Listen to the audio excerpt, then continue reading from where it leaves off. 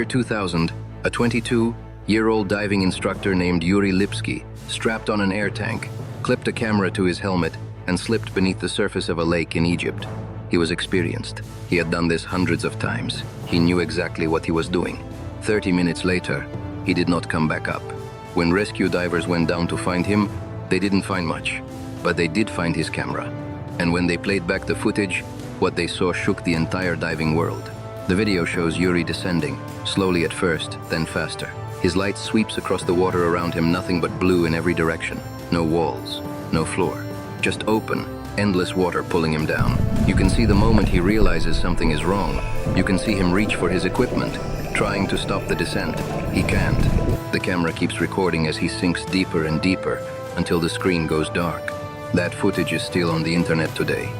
It has been watched over 8 million times. But here's the thing. Yuri Lipski's story is not unique. It is not even the most terrifying version of this story.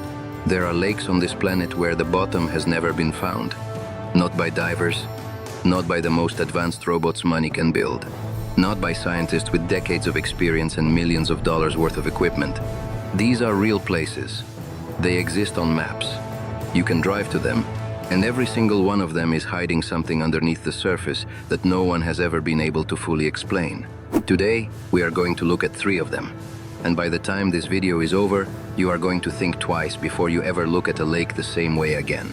The first lake is in Russia, in a region called Kabardino-Balkaria, tucked into the mountains of the northern Caucasus. It is called Tserikkel, though most people simply call it the Lower Blue Lake. And the moment you see it, you understand why. The water is a color that doesn't look real. It is a deep, vivid turquoise, the kind of blue you see in photos of tropical beaches, not mountain lakes in Russia. Locals have stared at this water for centuries and never been able to explain where that color comes from. It doesn't change in rain. It doesn't change in winter. It doesn't change at all.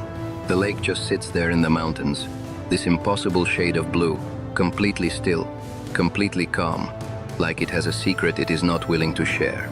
And it does. The first thing scientists noticed when they began studying this lake was the temperature. The water stays at almost exactly 9 degrees Celsius, year-round, no matter what is happening above the surface.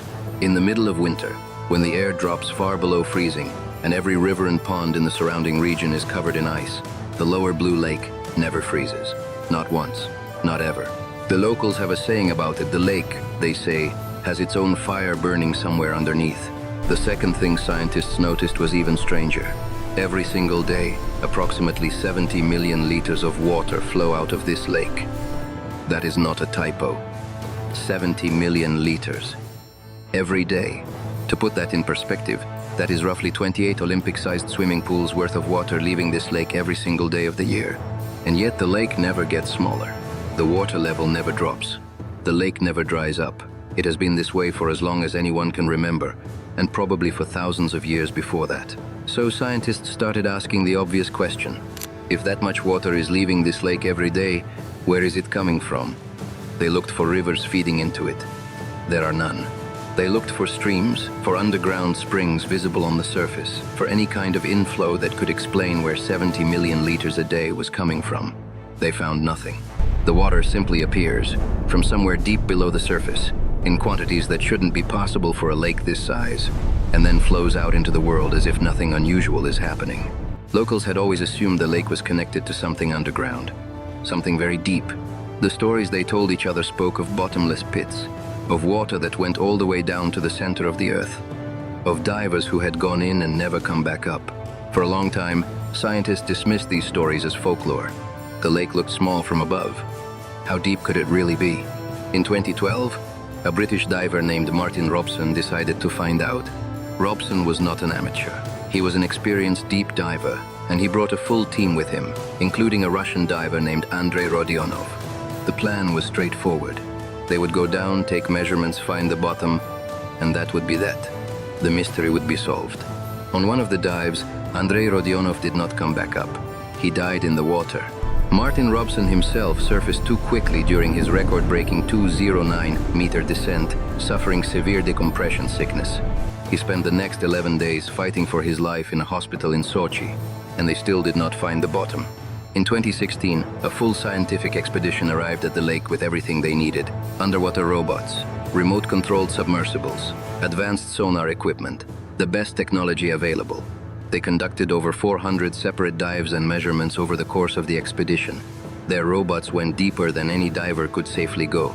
At 279 meters, nearly 900 feet below the surface, the robot's cable ran out.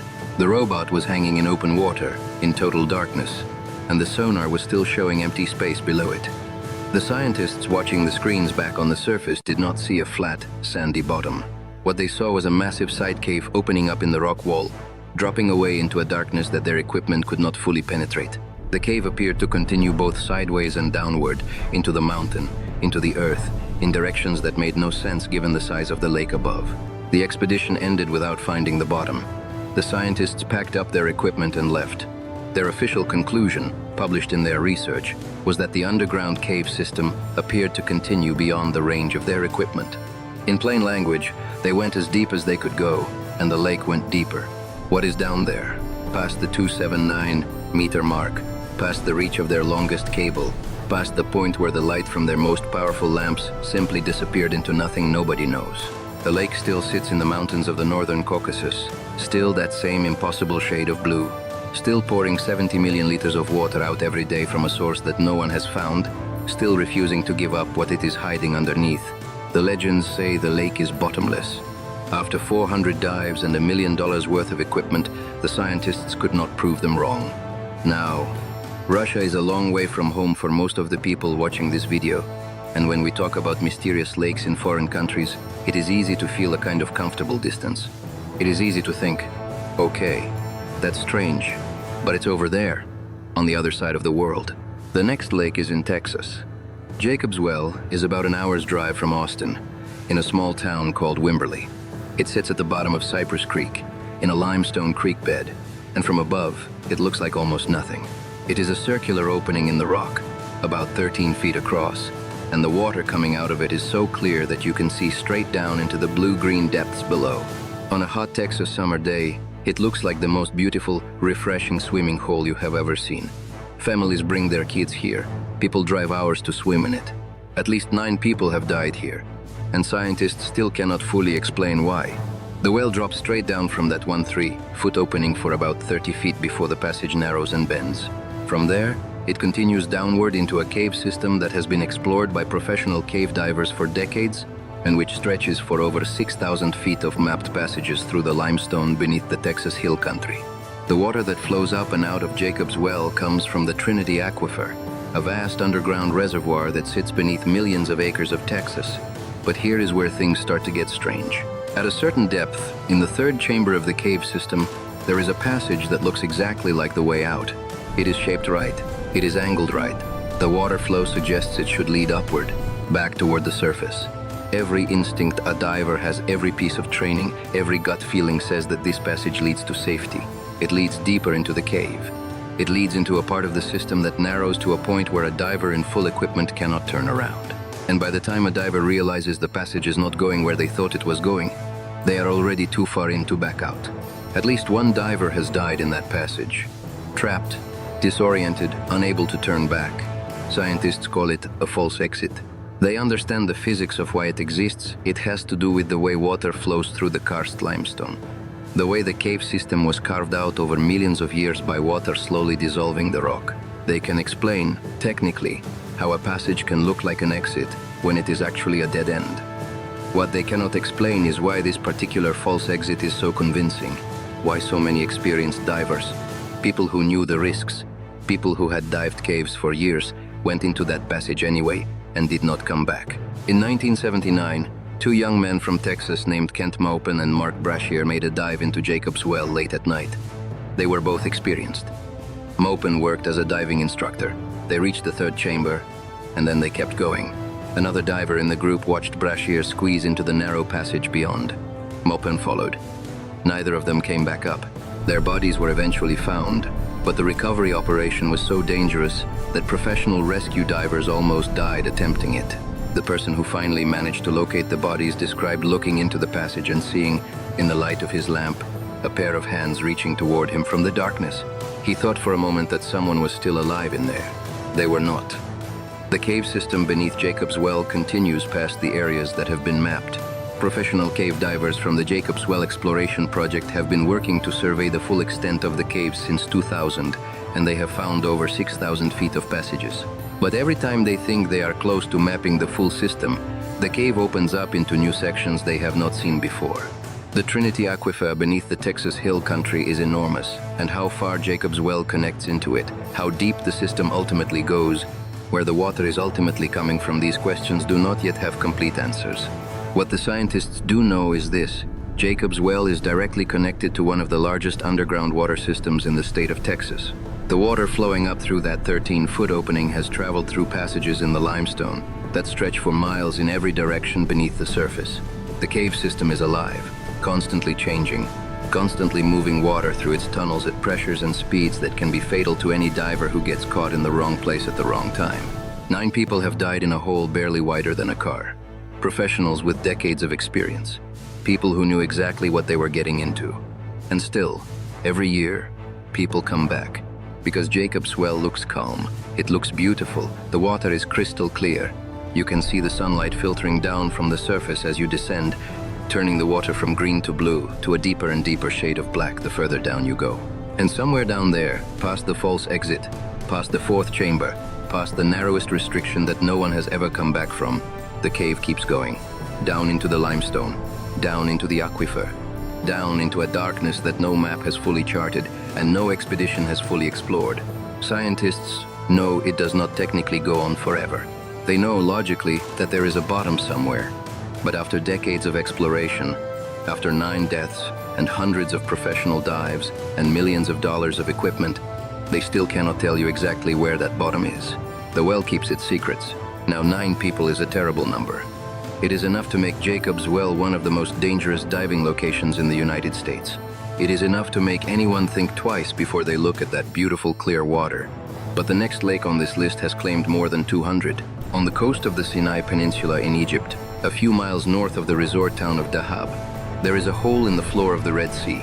It is roughly circular, about 100 meters across, and from above the water, it looks like nothing more than a slightly deeper shade of blue against the surrounding reef.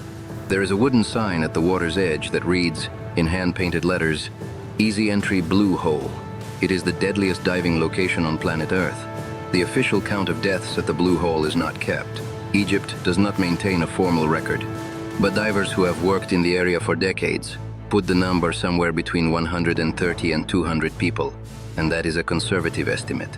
The diver who began recovering bodies from the hole back in 1997, a local technical diver named Tarek Omar, personally retrieved dozens of them over the following years. He stopped counting at some point. There were too many. The families of people who died here have attached memorial plaques to the rocks at the edge of the hole. There are so many of them now that the entire surrounding area has taken on the character of a cemetery. Locals call it exactly that, the Divers' Cemetery. And people still come here from all over the world, every single day. To understand why the Blue Hole kills so many people, you have to understand what makes it so difficult to resist. The hole itself is beautiful. The visibility in the water is extraordinary. On a calm day, you can see for 30 or 40 meters in every direction. And the coral that lines the interior walls is some of the most spectacular in the Red Sea. From the surface, you can see straight down into a blue that gradually darkens as it deepens. From the shallow turquoise of the reef to a color that is almost purple at the outer limits of what sunlight can reach. And then the hole just keeps going. The bottom of the Blue Hole is somewhere below 100 meters. On the seaward side of the hole, the floor drops away from the outer walls and continues falling into depths that have never been fully measured. 1,000 meters, possibly 3,000 meters of open water beneath your fins if you swim out past the edge of the hole. The hole does not have a bottom in any meaningful sense. It connects to the open sea through an underground tunnel, and beyond that tunnel is simply the ocean floor, at a depth where sunlight has never reached and no human being has ever gone. At 55 meters below the surface, hidden in the wall of the Blue Hole, is a tunnel called the Arch. The Arch is 26 meters long. On the other side of it is the open Red Sea. For a fully trained, properly equipped technical diver with the right gas mixture and an experienced guide, passing through the Arch is an extreme dive but a manageable one. It has been done successfully many times. But the Arch has also killed more people than almost any other single feature of any dive site in the world. The reason comes down to physics, and to something that happens to the human brain at extreme depth that no amount of training can fully protect against. At 55 meters, the pressure of the water above a diver's body is roughly 6 times greater than the pressure at the surface. At that pressure, the nitrogen in a diver's air supply begins to behave differently inside the body. It starts to affect the brain. The condition is called nitrogen narcosis, and the effect is something like being drunk, very, very drunk, in a situation where any mistake could kill you. Your judgment goes. Your sense of time goes. The arch, which is already 26 meters long, starts to feel shorter than it actually is. You think you are closer to the other side than you are. You keep swimming, and then you run out of air before you reach the exit. This is what happened to Yuri Lipski.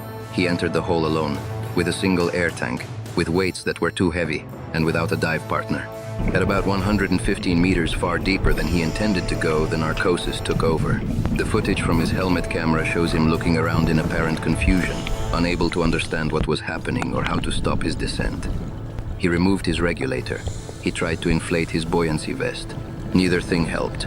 He died at the bottom of the blue hole while his camera recorded everything. The video has 8 million views on YouTube. People watch it because they cannot believe it is real. But here is what makes the blue hole truly different from every other dangerous dive site in the world. It is not just the depth. It is not just the arch. It is not just the narcosis. It is the fact that when scientists and diving experts have tried to calculate how many of the deaths at the blue hole are fully explained by known diving hazards, they keep coming up slightly short. The numbers don't quite add up. There are deaths that happened at depths where narcosis shouldn't have been a factor. There are cases where experienced technical divers with proper equipment and proper gas mixes went into the arch and did not come out, and no one has been able to determine exactly what went wrong. There are bodies that were never recovered, people who went into the blue hole and simply disappeared, as if the water swallowed them and closed over them and left nothing behind. The Egyptian diving authorities have placed regulations on who can dive the arch. A police officer is stationed at the hole to enforce them, and still the deaths continue. There are creatures living in the blue hole that science is only beginning to understand. Below 60 or 70 meters, where sunlight no longer reaches in any meaningful way, the biology of the hole changes completely. The animals that live at these depths have spent so many generations in total darkness that they have lost the ability to see. Their eyes either no longer function or have disappeared entirely. They navigate through the water by sensing the movement and pressure changes around them, feeling the displacement of every other creature in the vicinity from meters away. They are adapted for a world with no light, no warmth, no seasons, no variation, a world of pure darkness and cold and pressure that has remained essentially unchanged for millions of years. When a diver descends into those depths with a powerful light, the creatures scatter. They have no idea what light is. They have no context for it. Their entire existence has been shaped by the absence of it. And then the light switches off. The diver ascends, and the darkness returns, and the creatures resume their ancient, lightless lives, completely undisturbed by whatever happened to the person with the lamp. 200 people have died here. The scientists who study the blue hole continue to monitor it, continue to update their recommendations, continue to try to make it safer. But they will tell you themselves, if you ask them directly, that they do not fully understand why this particular hole, in this particular stretch of Red Sea coastline, has claimed so many lives. They have theories, they have explanations that cover most of the deaths. But most is not all. Somewhere in the math, there is a gap. A number of deaths that don't fit neatly into any known cause. A handful of experienced, well-equipped divers who did everything right and still didn't come back. And the blue hole just sits there on the surface, beautiful and calm. Those memorial plaques at its edge, the only visible sign that anything unusual has ever happened here. 3 lakes, 3 countries, 3 different reasons that the bottom has never been found. In Russia, a robot ran out of cable at 279 meters, and the sonar showed nothing but open water below. A diver died trying to find out what was down there, and another nearly died alongside him. After 400 dives, the scientists left without an answer. In Texas, 9 people have died in a cave system that looks simple from above and turns into a maze of false exits and pitch-black passages the moment you go below the surface. The cave keeps opening into new sections every time explorers think they have reached the end of it. In Egypt, somewhere between 130 and 200 people have died in a hole that is connected to an open ocean, whose floor, in places, has never been reached. Scientists can explain most of the deaths. Most is not all. Every one of these places has been studied. Every one of them has had millions of dollars and decades of expertise pointed directly at it. And every one of them has kept something back. The truth is that we know more about the surface of Mars than we know about the deepest parts of the water on our own planet. We have maps of the moon. We have detailed photographs of the craters on Mercury. But send a robot into a lake in the mountains of Russia, and it runs out of cable before it reaches the bottom. Suit up a trained diver and send them into a cave in Texas, and they may not come back. The Earth is not a solid thing. Beneath the surface we walk on every day, there are systems of water and rock and cave and tunnel that stretch for distances we haven't fully measured, at depths we can't yet reach, in darkness we can't fully illuminate. The lakes in this video are just the places where that underground world has a window. Just the places where you can look down and catch a glimpse of how much we still don't know. And every year, people go back. They go back to Tserikel with better robots and longer cables. They go back to Jacob's Well with better maps and better equipment. They go back to the Blue Hole with better gas mixes and better training. Because that is what humans do. We go toward the thing we don't understand. We go toward the darkness, even when the darkness has already shown us what it is capable of. Maybe the next expedition will reach the bottom of the lower Blue Lake. Maybe the next dive team in Wimberley will finally map every passage in the cave beneath Jacob's Well. Maybe someone will finally figure out, definitively, exactly why the Blue Hole in Egypt kills the people it kills. Or maybe the lakes will keep their secrets for a little while longer. They've had a lot of practice.